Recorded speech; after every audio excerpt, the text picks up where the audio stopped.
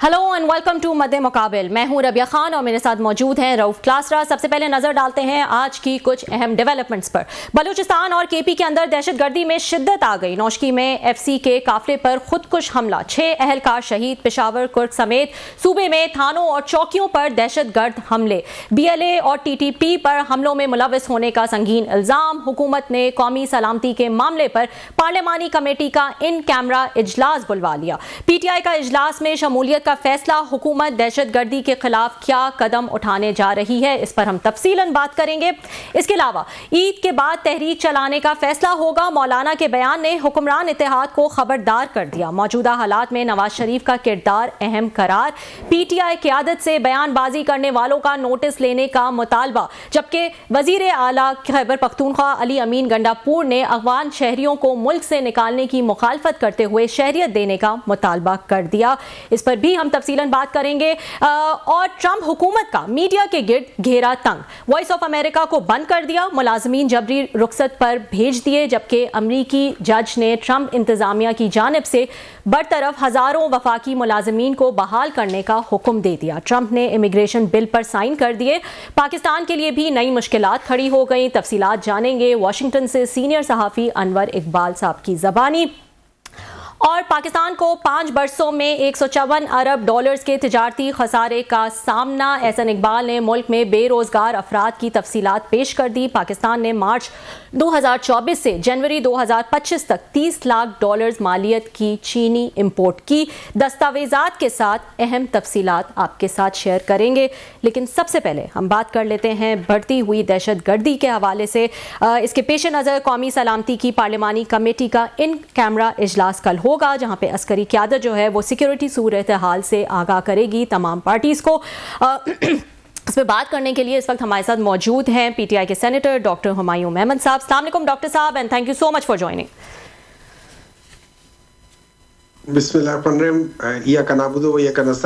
शुक्रिया जी बुलाने का। जी डॉक्टर साहब, आपकी भी आज पार्लिमानी पार्टी का एक इजलास था, उसमें क्या आप लोग ने अब ये डिसाइड कर लिया है, फाइनल ये फैसला कर लिया है कि कल जो कौमी सलामती की पार्लिमानी कमेटी का इन कैमरा इजलास है उसमें आप लोग पार्टिसिपेट करेंगे? और साथ ही ये भी बताते जाइएगा कि क्या आप लोग ने कुछ ऐसी रिक्वेस्ट भी डाली कि खान साहब से मिलने दिया जाए ताकि उनसे एक गाइडेंस ली जाए कि इस मामले पर आगे कैसे बढ़ना है पार्टी ने? देखिए, जितना मुझे मालूम है, चूंकि मैं उस कमेटी का मेंबर नहीं हूँ जो पार्लियामेंट जो जिनका आप इजलास हुआ था, और कहा कि उसमें मेरा नाम है। And I just came to know about half an hour back. मुझे इसका मालूम भी नहीं था कि ये है, तो मुझे आधा पौना घंटा पहले ही पता चला था कि मेरा नाम है। अब उसमें एक चीज अभी तक मेरे ख्याल में डिसाइड नहीं हुई, वो मेरे लिहाज से अगर आप मुझसे पूछे तो मैं ये समझता हूं कि इस कमेटी में जाने से पहले हमको इमरान खान से मतलब उनके साथ डिस्कशन करना चाहिए और उनसे एक ब्रीफिंग लेनी चाहिए एज अ पार्टी। क्योंकि असल जो अगर आप देखा जाए पाकिस्तान तहरीक इंसाफ का जो मेन डिसाइसिव पर्सन है वो तो इमरान खान है। तो at least we should have an access to him for about half an hour, 45 minutes, 1 hour before this thing happening. तो अगर सुबह 9 बजे 10 बजे मुलाकात हो जाए, ट्यूसडे है, ट्यूसडे वाला दिन मेरे ख्याल में उन दिनों में से एक है जिस दिन मुलाकात होती है, तो सुबह 9 बजे अगर हो जाए तो मेरा नहीं ख्याल कि इसमें कोई ऐसी प्रॉब्लम होनी चाहिए। क्योंकि at the end of the day it is the security of Pakistan at stake. और सबसे बड़ा और सबसे वजनी जो इंसान है जो इस पूरे पाकिस्तान में एक एज अ पॉलिटिकल वेट है वो इमरान खान ही है। तो उसके लिए मेरे ख्याल में ये करना, ये कहना, ये करना और इसके लिए रिक्वेस्ट करना या कहना मेरे ख्याल में ये बहुत ज़रूरी है। बिल्कुल, रिक्वेस्ट करना आप लोग का फुल राइट है और आपके लीडर हैं, आप उनसे गाइडेंस ज़रूर लेना चाहेंगे। लेकिन जैसा आपने कहा कि पाकिस्तान की सिक्योरिटी एट स्टेक है, एक नेशनल इशू जो है वो बन गया है। हमने देखा है कि कितनी तेज़ी से जो है वो दहशतगर्दी जो है वो अब एक राइज पे है। अगर ये नहीं होता और हुकूमत आप लोग की मुलाकात नहीं होती कल सुबह बिफोर दिस इजलास, तो क्या फिर भी पीटीआई शिरकत करेगी या नहीं करेगी? क्योंकि नाम तो मेरे ख्याल से कुछ सजेस्ट कर दिए गए हैं। देखिए, हाँ 14 नाम सजेस्ट हुए हैं, 4 सेनेट में से हैं, बाकी 10 नेशनल असेंबली से। लेकिन देखिए, अगर फर्ज करें हुकूमत ये इमरान खान से मिलने की इजाजत नहीं देती, तो अगर आप मुझसे पूछे, मैं सीरियसली हुकूमत के इंटेंशंस को डाउट करूंगा। मैं कहूंगा कि उनकी नफरत इतनी ज्यादा है कि वो पाकिस्तान की सिक्योरिटी के लिए, हम क्या कह रहे हैं, इमरान खान से इजाजत की बात कर रहे हैं, उनसे मिलने की बात कर रहे हैं, किस चीज के लिए मिलने की बात कर रहे हैं? हम for the security of this country के डिस्कशंस के लिए बात कर रहे हैं। तो अगर हुकूमत इजाजत नहीं देती, तो मैं समझता हूं कि मैं तो हुकूमत के इंटेंशंस के ऊपर एक सीरियस डाउट आ जाएगा मुझे कि ये हुकूमत जेन्युइनली जो है ना, ये अपनी नफरत पाकिस्तान की मोहब्बत से ज्यादा स्ट्रांग रखती है। ठीक है डॉक्टर साहब, लेकिन क्या एक दूसरा देखने का जाविया ये भी नहीं होगा कि क्योंकि ये एक नेशनल इशू है, तो एक नॉर्मल अंडरस्टैंडिंग जो है वो यही होगी अगर खान साहब से मिल भी लिया जाए कि क्योंकि ये नेशनल सिक्योरिटी की बात है, ये एक ब्रीफिंग है जिसमें ब्रीफ किया जाएगा मुल्क की सिक्योरिटी सूरत हाल के हवाले से। आपको पता है आप लोग का सूबा केपी जो है, वहाँ पे इतनी ज़्यादा दहशतगर्दी जो है वो राइज पे है, मुश्किलात हैं वहाँ पे बहुत ज़्यादा, और बार बार ये भी कंप्लेन की जाती है कि वफाक और सूबा जो है वो एक पेज पर नहीं है। तो इस तरह की पार्टिसिपेशन से तो फ़ायदा ही होगा, कोई इसमें हर्ज या नुकसान तो नहीं होगा कि इसको हम मशरूत कर दें इस चीज़ से कि खान साहब से मुलाकात हो या ना हो। देखिए, मुझे ऑनेस्टली आप जो बात कर रही हैं वो जाविया मुझे समझ आती है कि वो एक जाविया हो सकता है, लेकिन मेरी नज़र में, टू बी वेरी ऑनेस्ट, मेरी नज़र में जब पाकिस्तान एक ऐसे दुराहे पे खड़ा हुआ है कि जहां पे एक तरफ एक बहुत बड़ा मसला आ रहा है और सिक्योरिटी की बहुत सख्त खदशात हो रही हैं, तो उसमें ऐसा क्या चीज लिमिटिंग फैक्टर हो सकती है कि हम लोगों को इमरान खान से मिलने की इजाजत ना दी जाए? मुझे वो चीज समझ नहीं आती कि मैं मतलब लेट्स सपोज मैं एक डॉक्टर हूं और एक मरीज है, उसको बहुत सीरियस प्रॉब्लम हो रही है, और मैं उसको कहूं कि नहीं, तुम अपने किसी फैमिली मेंबर से नहीं मिल सकते। मुझे समझ नहीं आएगी कि कैसे कर सकते। मे भी मिसाल सही नहीं है, लेकिन मेरे लिहाज से ऐसा कोई वजह है नहीं, मेरे दिमाग में नहीं आ रही कि गवर्नमेंट इमरान खान से मिलने की इजाजत ना दे। मैं तो, अगर आप मुझसे पूछे, मैं गवर्नमेंट में हूं तो मैं उस पॉलिटिकल पार्टी के हेड को लाकर बिठाऊं कि यार तुम्हारा बड़ा वजन है, तुम्हें बड़ी फॉलो करती है, पाकिस्तान की सबसे बड़ी पॉलिटिकल जमात के लीडर हो, आओ बैठो हमारे साथ, let's sit together and find out the solution for that thing. मुझे ऑनेस्टली लोग अपने घर बचाने के लिए क्या कुछ नहीं करते होते, यहाँ पे ये लोग जो है ये इसका पता नहीं क्या इशू बना रहे हैं कि या नहीं है। और एक बात याद रखें, क्रेडिबिलिटी बहुत बड़ी हो जाएगी अगर इमरान खान उस जगह पे बैठा हो। और दूसरा ये कि ये I don't know why it has been change from all जो पॉलिटिकल पार्टी से कम करके इसको कमेटी की हद तक कर दिया है। मुझे उसकी भी समझ नहीं आई। इसको ऑल पार्टी एक वो होना चाहिए जिसमें सीरियस डिस्कशंस हो। ये तो डिलेइंग फैक्टर्स है। हमें कमेटी को बता दें कि क्या हो जाएगा, what will happen after that. I don't think so. I honestly do not think so. That's the solution to this thing.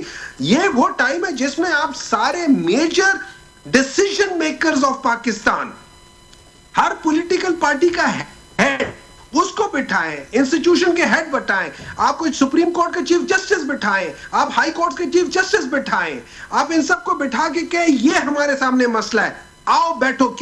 क्योंकि आज तक जो प्रॉब्लम्स हुए उनमें इन सब लोगों ने किरदार अदा किया है। अगर लोग कहते हैं कि लोगों को छोड़ दिया गया तो सुप्रीम कोर्ट और हाई कोर्ट बीच में इन्वॉल्व हुई हैं। अगर लोग कहते हैं कि लोगों को बता दिया गया तो इदारे बीच में इन्वॉल्व होते हैं। अगर पॉलिटिकल कोई कहते हैं कि पॉलिटिकल उसके लिए कोई हम लोगों ने किसी को मार्जिनलाइज किया तो हम पॉलिटिकल पार्टीज बीच में इन्वॉल्व है। तो अब पॉलिटिकल पार्टी में मैं जाके बैठ जाऊं, मैं खुद रोशनी जिस सूरज से लेता हूं भाई, उस सूरज को बिठा दो। तो मुझे समझ नहीं आ रही कि क्या कर रहे हैं। ठीक जी डॉक्टर साहब, बहुत शुक्रिया आपने ज्वाइन किया। सर आपको याद होगा कि आपने बिल्कुल, मैं तो इस हक में हूँ कि मिलने में कोई हर्ज नहीं होनी चाहिए। अगर आप लोग मिलना चाहते हैं और खान साहब से बकौल आपके सूरज हैं और उनसे आप रोशनी लेना चाहते हैं, फेयर इनफ। लेकिन आपको याद होगा FTF एक बहुत बड़ा पाकिस्तान के लिए मसला था सर। और उस पर हम ये ग्रे लिस्ट में भी थे, ब्लैक लिस्ट में हम जाने वाले थे। बड़े हमारे ऊपर मनी लॉन्ड्रिंग के, टेररिज्म के बहुत सारे इल्ज़ामात भी थे। और इमरान खान साहब उस वक्त वज़ीर आज़म पाकिस्तान थे, तो FTF ने तो पाकिस्तान को कुछ कहा था कि लाज में चेंजेस किए जाएँ अब मनी लॉन्ड्रिंग पे और दीगर, तो हम फिर सोचेंगे कि आपका नाम इससे हटाया जाए या क्या किया जाए। बहुत बड़ा इशू था। इमरान खान साहब ने इन अपोजिशन के लीडरों से मिलने से इनकार कर दिया। तो उन्होंने कहा अब ये चोर हैं, डाकू हैं, इनके साथ ना मैं बैठूंगा, ना इनको ब्रीफ करूंगा, ना इनसे मैं हाथ मिलाऊंगा। और अल्टीमेटली उनको ब्रीफिंग के लिए जनरल फैज़ और जनरल बाजवा ने या ISI के ये अगर उसमें मेस में जाकर उन्होंने ब्रीफ किया था। और अपोजिशन के लोगों ने पूछा था, जिसमें मौलाना फजल रहमान साहब थे, बिलावल साहब थे, मेरा ख्याल शहबाज शरीफ साहब थे, और भी बहुत सारे लोग थे, ख्वाजा आसिफ वगैरह। तो उन्होंने जनाब इन्होंने प्राइम मिनिस्टर ने आना था यहाँ पे ब्रीफिंग में, उन्होंने ब्रीफ करना, तो उन्होंने जनाब वो आपके साथ नहीं बैठना चाहते। तो ये खान साहब तो कभी इन लोगों के साथ बैठना नहीं चाहते थे, इनको चोर डाकू समझते थे। अब आप क्या समझते हैं कि खान साहब आपको क्या गाइड कर सकते हैं कि इन चोर डाकों के साथ जब ब्रीफिंग दी जाएगी तो आपने कौन से पॉइंट उठाने हैं? तो खान साहब तो अपने दौर में ऐसी ब्रीफिंग को सीरियसली लेते थे as a prime minister of Pakistan के तौर पर, और बहुत सारे मतलब नेशनल इसमें इशूज थे, और जनाब बाजवा और जनाब फैज़ को भेजते थे कि आप जाएं और इनको डील कर लें। देखिए राव साहब, इस तरह है कि आप अगर मुझसे ये पूछते हैं कि आप इनको क्या समझते हैं, मैं इनको आज भी प्रॉब्ली वही समझता हूँ जो पहले समझता था, उसमें कोई चीज चेंज नहीं हुई। आपने जो जिक्र किया फैटफ के बारे में जिक्र किया, देखिए हम जो ग्रे लिस्ट में आ गए थे वो हम किन लोगों की वजह से आए थे? इन्हीं लोगों की वजह से आए थे। इसी मनी लॉन्ड्रिंग, यही फेक अकाउंट्स, यही सारी चीजें थी, इसी तरीके से हुई थी, यही सारी आप अगर उसको देखें तो ये उसी लिहाज से थी। लेकिन हैविंग सेड दैट थिंग, उन्होंने इनकी लीडरशिप को कहा कि आके बैठ जाओ, और उन लीडरशिप को, हाँ उनका एक मौकफ था, वो इनके साथ नहीं बैठना चाहते, वो ना बैठना चाहे, लेकिन आप इस चीज को उसके पैरेलल के साथ ड्रॉ नहीं कर सकते। अगर आपने इसको ड्रॉ करना ही है पैरेलल में हिस्ट्री के साथ, तो फिर आप 2014 में जो APS का वाकया हुआ था उसमें उसके साथ इसको ड्रॉ कराएं। वो वाकया और ये वाकया सिक्योरिटी के लिहाज से है, तो उसमें तो दूसरी चीज में तो हम लोगों ने सिर्फ एक लॉज को बदलना था। यहाँ पे लॉज को बदलना नहीं है, यहाँ पे आपने एक पूरी स्ट्रैटेजी डिजाइन करनी है। आपने यहाँ पे पूरा एक चीज को पूरा डिस्कस करना है कि हम इस प्रॉब्लम को कैसे एड्रेस करेंगे। यहाँ पे मेरे ख्याल में आई एम सॉरी, मैं आपके तज्जिए से बिल्कुल इत्तेफाक नहीं करता। आप जिस तरीके से पैरेलल ड्रॉ कर रहे, I do not agree with that. I with due respect, I mean I have got the right and you have got the right to disagree with me. लेकिन अगर पैरेलल ड्रॉ करना है तो आप उस चीज से करें जहां पे APS हुआ था और इमरान खान वहां गए थे। उन्होंने सारे धरने खत्म कर दिए, सब कुछ खत्म कर दिए थे इस मुल्क की खातिर। तो इस मुल्क की खातिर उसको बुला नहीं सकते, इस मुल्क की खातिर हम सारे बैठ के उसके ऊपर डिस्कशंस नहीं कर सकते। और इसमें मेरे जाने से या हमारे जो 14 बंदे जाने से उसमें क्या हो जाएगा? कुछ भी नहीं होगा। आपने इसके लिए डिसाइसिव एक कमेटी या डिसाइसिव फैक्टर करना है, उसमें आप ऑल पार्टी लीडरशिप को बुलाएं, उनको बिठाए, क्योंकि डॉक्टर साहब ठीक है, आपका पॉइंट अभी वी रिस्पेक्टेड। लेकिन फिर हमने ये भी देखा कि APS के बाद जब वहाँ पे 140 बच्चा इतने बुरे तरीके से कत्लेआम हुआ बच्चों का, और हमने समझा था इस कौम ने कुछ लेसन्स हमने सीखे होंगे। उसी के बाद जब प्राइम मिनिस्टर थे इमरान खान साहब, जनरल बाजवा साहब चीफ थे और जनरल फैज़ DG ISI थे, तो आप लोगों की 35,000 तालिबान को वहाँ से बाढ़ काट के पूरे अंदर ले आए थे और उनको स्वात मालाकान में बसाया था, जिस पर उस वक्त भी अगर एहतजाज किया गया था। तो आप लोग जिन तालिबान ने वो सारे वाक़यात किए थे, जिम्मेदारी कबूल की थी जिन्होंने APS की, जिसमें लोग शामिल थे और बहुत बड़ी मिलिटेंसी थी जिसको लोग लड़े, अगर लोगों ने जाने दी, हमारे फौजियों ने दी, पुलिस वालों ने, कपन शेरों ने। आप तो 35,000 लोगों को वापस ले आए थे जब आप लोग प्राइम मिनिस्टर थे, आपकी हुकूमत थी सर।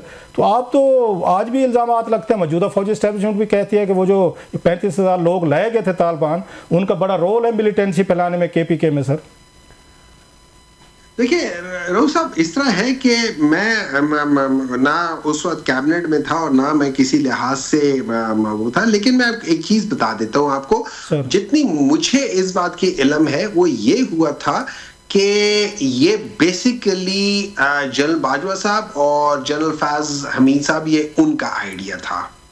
उन्होंने ये प्रेजेंट किया और इसके ऊपर 4, 5, 6 लोगों ने बहुत सीरियस रिजर्वेशंस इसके ऊपर उठाई थी कि क्या है। उनमें ये याद रखें, पाकिस्तान तहरीक इंसाफ की शिरीन मजारी साहिबा थी जो मुझे इल्म है। उसके अलावा फिर 2022 में अगर आप देखें मुराद सईद ने इसके खिलाफ काफी बातें बताई थी कि ये इस तरह है। और आपको पता होगा कि स्वात में एक अमन मार्च और इसके खिलाफ सारे लोगों को मुराद सईद ने मोबिलाइज भी किया था और इसी दहशतगर्दी के खिलाफ अनफॉर्चुनेटली हमने उसको दोबारा जिस जगह पे लाके खड़ा कर दिया तो वो कर गए।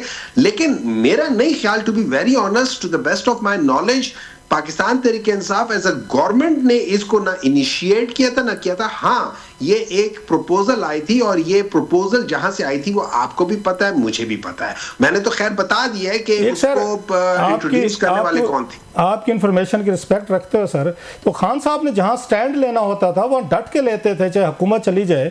आपको याद होगा उस्मान बुज़दार के हवाले से जनरल बाजवा साहब जो हैं उन्होंने सहाफ़ियों को कहा था, वोकल थे कि उस्मान बुज़दार जो हैं इनको हटाया जाए, और इमरान खान साहब राजी हो चुके हैं, मुहर्रम के बाद हटा देंगे, 2021 की बात हो रही है या 20 की। तो खान साहब ने उस्मान बुज़दार को नहीं हटाना था, नहीं हटाया, उन्होंने स्टैंड लिया as a prime minister of Pakistan, जो कि ठीक लिया, उनका प्रीरोगेटिव था। बाजवा साहब वाज नोबॉडी कि वो उनको वो आके डिक्टेट करते, लेकिन यहाँ पे उन्होंने कोई स्टैंड नहीं लिया कि नहीं जनाब हम नहीं लेकर आएंगे।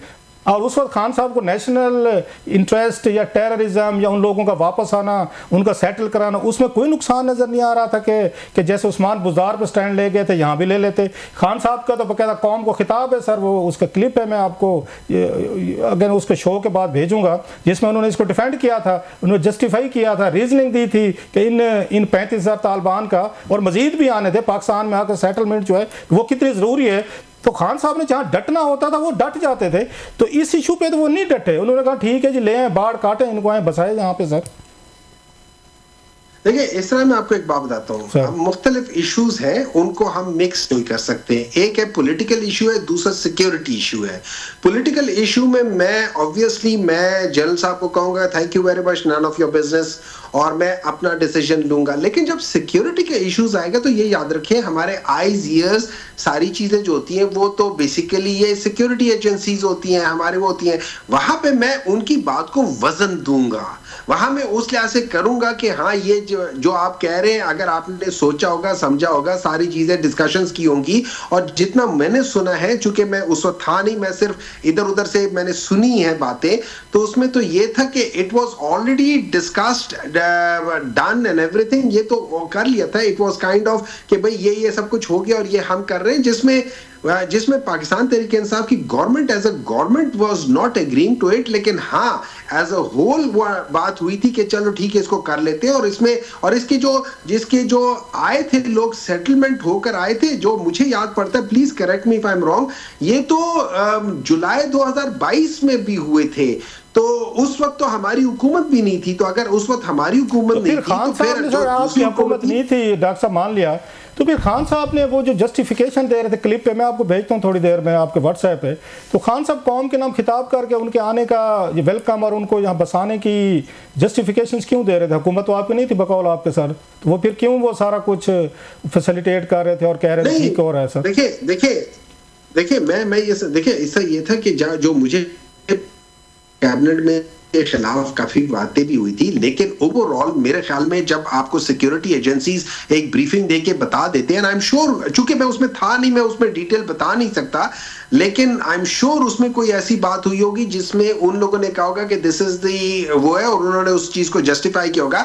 और फिर मेरे ख्याल में अगर फर्ज करें मैं भी इमरान खान की जगह होता और मुझको मेरे चीफ ऑफ आर्मी स्टाफ और मेरा चीफ ऑफ इंटेलिजेंस आदमी मुझे बता रहे कि यार ये चीज इस तरीके से है, सर आपकी बात ठीक होगी, शायद एग्री कर जाऊं, आपकी बात ठीक होगी, लेकिन एक देखिए 70-80 हजार बंदा इस मुल्क में मारा गया, टेररिज्म को हमने भुगता है बिलियंस ऑफ डॉलर को। खान साहब तो वार एंड टेरर के खिलाफ इतनी बड़ी कैंपेन चलाते रहे, और आपने शायद वो यकीनन बुक पढ़ी होगी इसके ओबामा's वार, उसमें ओबामा ने अपने 2-3 बड़े सीनियर उनके अफगानिस्तान के जनरल थे जो अफगानिस्तान हैंडल करते थे, उनको डिसमिस कर दिया था। अभी इन्होंने ट्रंप ने किया है। अगर आप as prime minister of Pakistan समझते हैं अमेरिकन प्रेसिडेंट कर सकते हैं, तो ये भी तो कर सकते थे, वीटो कर सकते थे, नहीं भाई हम इनको वापस नहीं लाएंगे, जिनके खिलाफ हमारे फौजियों ने, हमारे सिपाहियों ने, हमारे गजूर लोगों ने अगर कुर्बानियाँ दी हैं तो हम उनको वापस नहीं आने देंगे। खैर सर थोड़ा सा आगे फिरते हैं, आगे चलते हैं, बहस में हम उसमें हो गए। सर ये भी तो मुमकिन है, इस वक्त आपकी पार्टी के जो चेयरमैन है सर, वो बैरिस्टर गौहर साहब हैं, इमरान खान साहब तो नहीं है सर।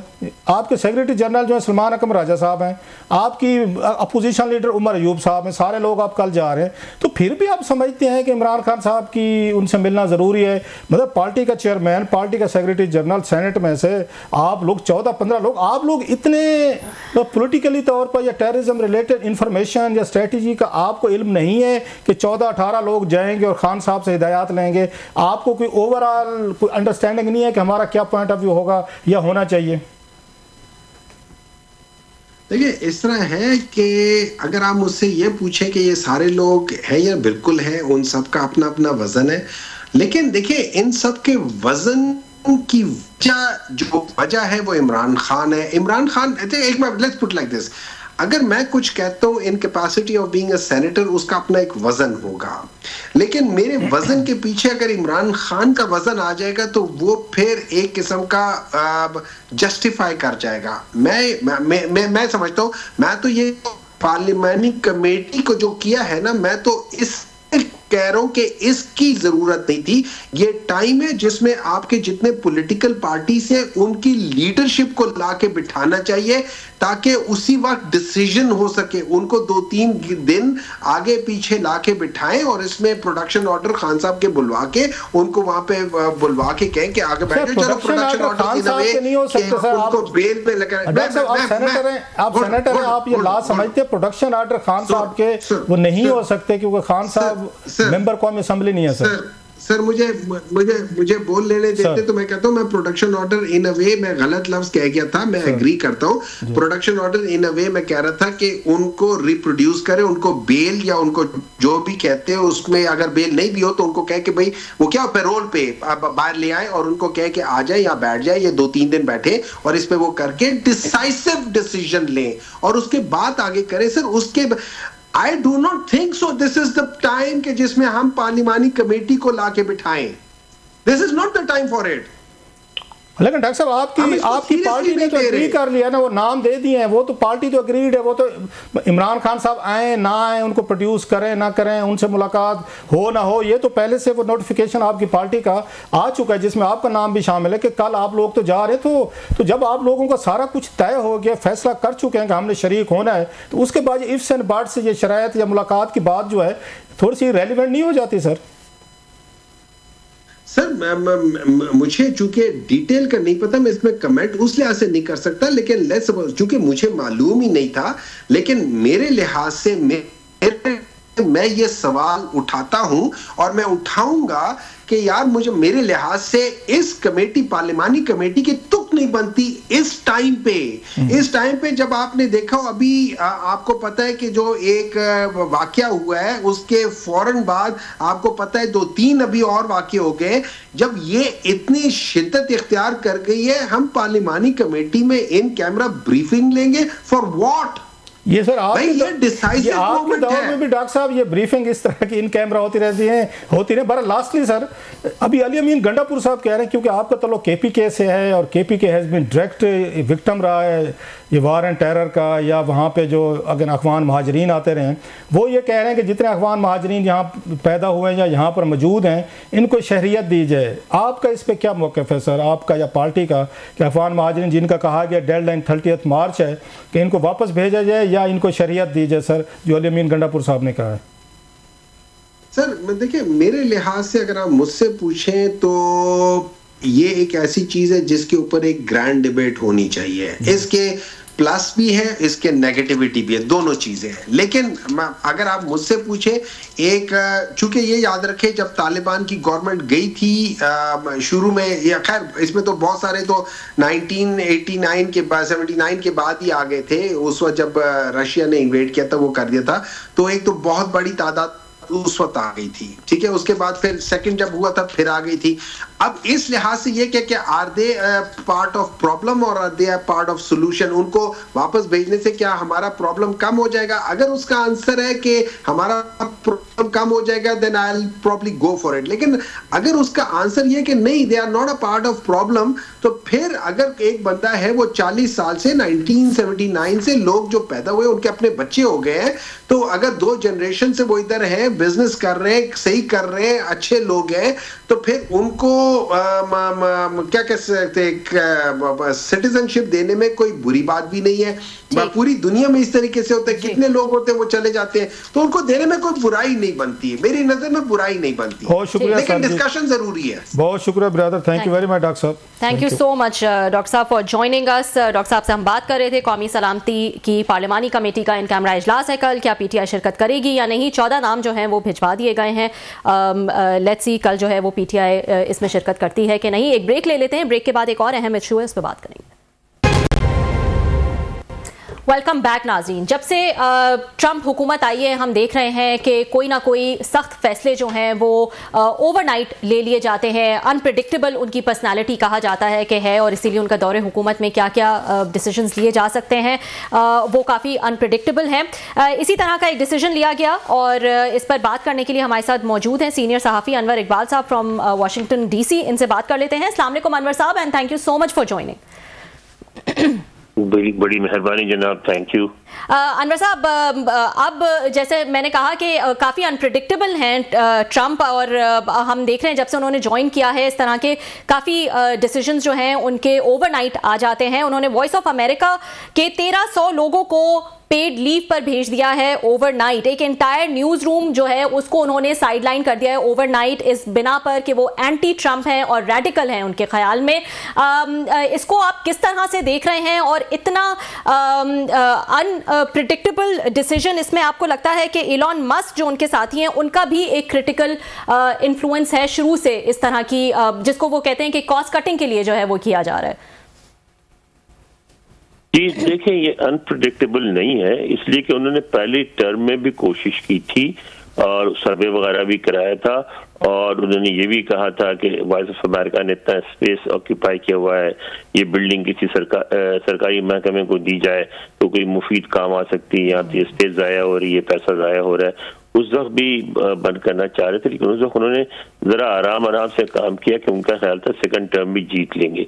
वो नहीं जीत सके तो इसलिए वो कर नहीं सके।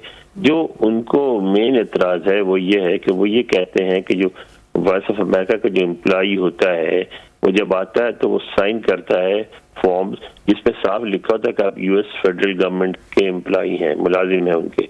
जब आप यूएस फेडरल गवर्नमेंट के मुलाजिम हैं तो आप आज़ाद साफ़ी कैसे हैं? आप अपने आप को आज़ाद साफ़ी कहते हैं, हालांकि आप वॉइस ऑफ अमेरिका का मोटो है कि वॉइस ऑफ अमेरिका अमरीकी दफ्तर खारजा की पॉलिसी को रिप्रेजेंट करता है, उसको इम्प्लीमेंट करता है, उसको प्रोपेगेट करता है।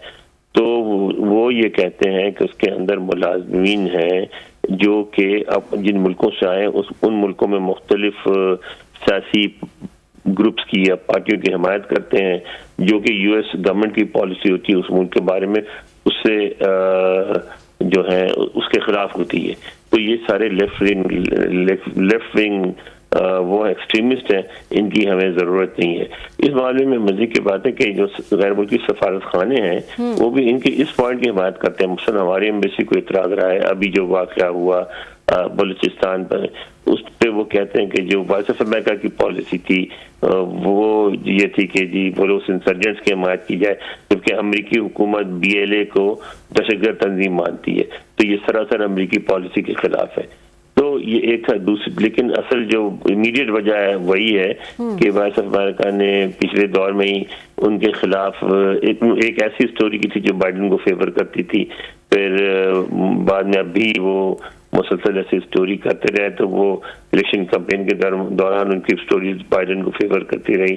तो वो सदर ट्रंप और उनके सारे मानने वाले इस बात पे बिलीव करते हैं कि वो एंटी ट्रंप लोग हैं और उनको वहाँ नहीं होना चाहिए।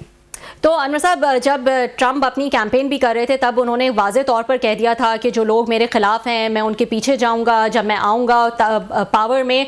तो ये फिर मान लिया जाए कि वो सिर्फ बातें नहीं थी, वो अपने एक्शन से जो है वो ये ज़रूर दिखाएंगे कि जो लोग उनके खिलाफ थे, चाहे वो सियासतदान हों, उन्होंने बल्कि उनकी फैमिलीज़ के बारे में भी ये कहा था कि मैं उनके पीछे जाऊँगा, या बिजनेसमैन हो। तो मतलब ये उम्मीद कर ली जाए कि ये वो करेंगे ही, अपने एक्शंस में भी वो ये दिखाएंगे।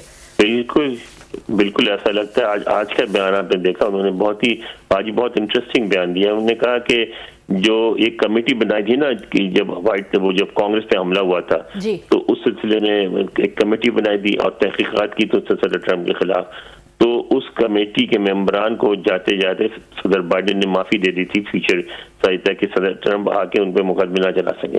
तो आज उन्होंने बयान दे दिया कि वो जो उन्होंने साइन किया था सदर बाइडेन ने उस पर माफी नामे पे वो सही कलम से नहीं किया था, लिहाजा उनको माफी नहीं मिलेगी, उन पर मुकदमा कायम किया जाएगा। तो वो मुसलसल वो उन्होंने एक बात उनकी जो वो पहले की थी, आपको याद होगा इलेक्शन कैंपेन में उन्होंने कहा था कि जो 4 साल की ये हुकूमत होगी उसमें अमेरिका ऐसा चेंज हो जाएगा कि जब वो जाएंगे तो अमेरिका रिकॉग्नाइज नहीं होगा। तो वो तब्दीली तो ला रहे हैं और जो अमेरिका उनके जो मानने वाले हैं, खुद उन्होंने नहीं कहा लेकिन उनके जो वोटर्स हैं उनके मानने वाले वो 2 बातें कहते हैं। एक तो कहते हैं अमेरिका जो है सफेद फार्मों का मुल्क है, क्रिश्चियन मुल्क है और अमेरिका में सफेद फार्म और क्रिश्चियन वैल्यूज होनी चाहिए, तो वो उसी एजेंडे पे काम कर रहे हैं।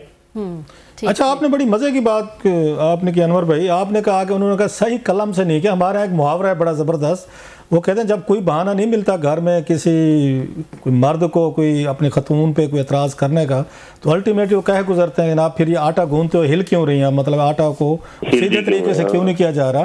तो क्या मतलब मैं समझा नहीं कि मतलब प्रॉपर पेन नहीं था, कोई सरकारी पेन होना चाहिए था व्हाइट हाउस का। हाँ, वो यही कहा उन्होंने कि सरकारी पेन होना चाहिए था, सरकारी पेन से नहीं किया था साइन, लिहाजा वो वैलिड नहीं है वो। अच्छा, अगेन इस तरह की चीज़ें हम यहाँ पे बड़ी कॉमन थी पाकिस्तान जैसे मुल्कों में, थर्ड वर्ल्ड कंट्रीज़ में हम कभी सोच भी नहीं सकते थे कि इस तरह की चीज़ें अमेरिका में भी होना शुरू हो जाएंगी कि यहाँ पे आप उस पर मीडिया हाउसेस पे क्रैक डाउन होते थे। जो भी हुकूमत आती रही है हमेशा क्रैक डाउन करेगी, मीडिया के खिलाफ लड़ाई लड़ेगी, जंग लड़ेगी, बंद करेगी, जेलों में डालेगी, नौकरियों से निकालेगी, इश्तिहार बंद करेगी और सौर उनका पेपर, उनका न्यूज़ प्रिंट सब कुछ करेगी कि आप हमारे मुताबिक गुफ्तगू करें।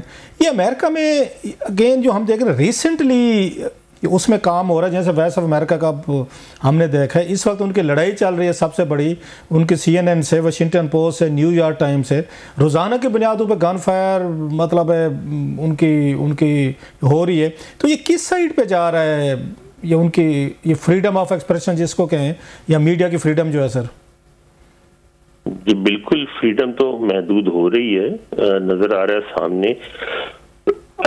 आप देखें कि वो मेरा ख्याल है जो मेन स्ट्रीम मीडिया पे तो वो बिलीव ही नहीं करते, वो कहते हैं कि सारा बायस्ड है, एंटी ट्रंप है।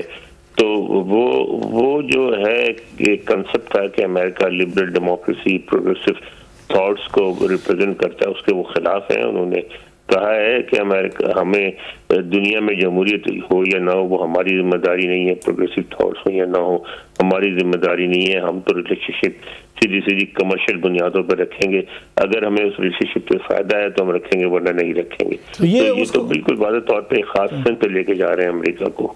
राइट सर, ठीक, बहुत बहुत शुक्रिया अनवर साहब फॉर ज्वाइनिंग अस। बात कर रहे थे हम अनवर इकबाल साहब से, जो ट्रंप ने जो है वो डिसीजन लिया है वॉइस ऑफ अमेरिका के एम्प्लॉइज़ को वापस भेजने का। एक ब्रेक ले लेते हैं, ब्रेक के बाद दोबारा हाजिर होंगे। वेलकम बैक नाजरीन। क्लासर साहब, अब अमेरिका में भी फ्यूचर ऑफ इंडिपेंडेंट जर्नलिज्म पर सवाल उठ गए हैं। वॉइस ऑफ अमेरिका के मुलाजमीन को एक सडन डिसीजन के तहत जो है वो लेड ऑफ कर दिया गया और पेड लीव पे जो है वो भेज दिया गया।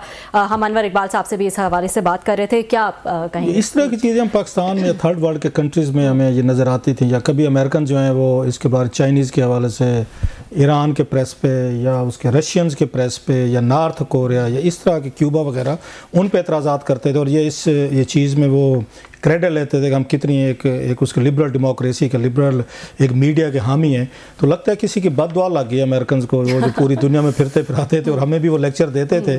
हम तो वैसे के वैसे, हमारे यहाँ तो कोई चेंज नहीं हुई, हम जैसे थे, लेकिन हमारी हवाएं जो है ना कोई थोड़ी सी वो पहुँच गई, वहाँ लग गई और बददुआएं लग गई और बेचारे सारे लोग जो है ना जॉबलेस हो रहे हैं। मतलब हमारी सिंपथीज हैं उनके साथ, लेकिन वो लड़ रहे हैं। मैंने एक चीज़ देखी है, वो वाशिंगटन पोस्ट और न्यूयॉर्क टाइम्स और उनकी हेडलाइन, उनके article, economist even the way they are fighting back, it's amazing. मैं तो बड़ी उनके हेडलाइन पढ़ के हैरान हो, तो जो ट्रंप साहब पे वो लगा रहे हैं, इट्स एन अमेजिंग।